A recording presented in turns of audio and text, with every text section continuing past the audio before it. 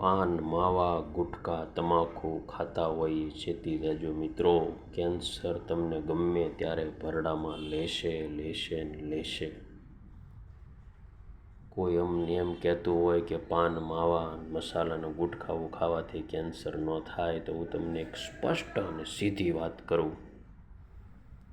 રાજકોટની અંદર અમારે એક હરિભગત સત્સંગી, બહુ સુખી માણસ, એક દિવસનું ધારે તો 1 કરોડ રૂપિયાનું બિલ પણ ભરીએ કે આવી સુખી પાર્ટી.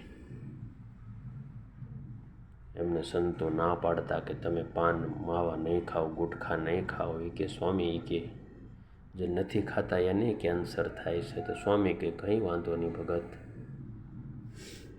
પછી એક દિવસ એકાએક સંતો ઉપર અચાનક ફોન આવે છે. સવારના 7:30 વાગે સંતો ઉપર સ્વામી, ભાઈ બ્રશ કરતા હતા ત્યાં એમને લોહીની ઉલટી થઈ.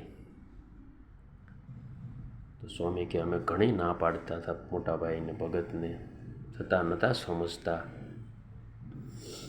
પછી ડૉક્ટરને બતાવ્યું. ડૉક્ટર કે અમને મુંબઈ તાત્કાલિક બતાવવું પડશે, કેન્સરનું મને શંકા જેવું લાગે છે. પછી તરત મુંબઈની અંદર બોમ્બે હોસ્પિટલમાં ગયા અને ત્યાં તપાસ કરાવી. તો ત્યાં ડૉક્ટર સાહેબે કીધું કે ભાઈ તમને અન્નનળીનું કેન્સર છે. કે સાહેબ એમાં ખર્ચો કેટલો લાગે? 25 લાખ રૂપિયા સાહેબના ટેબલ ઉપર કેશ મૂકી દીધા. તો સાહેબ કે હવે સારું થાય એવી કોઈ શક્યતા નથી, ચોથા સ્ટેજમાં છે અને તમે ફક્ત ને ફક્ત 1 જ મહિનો રહી શકો એમ છો, હવે જાજુ નથી રહી શકવાના.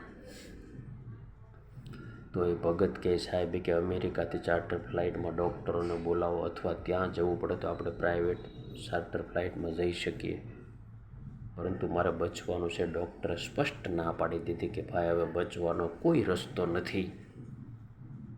હવે તો આ તમે 25 લાખ રૂપિયા ટેબલ પર મૂક્યા ને, એ કંઈક દાન પુણ્ય વાપરો અને તમારા નામે કંઈક દાન પુણ્ય કરતા જાઓ. મિત્રો, થોડોક સમય ગયો અને સંતો ઉપર એમના ભાઈનો ફોન આવ્યો કે સ્વામી, હવે છેલ્લા દિવસો ગણાતા હોય એવું અમને લાગે છે.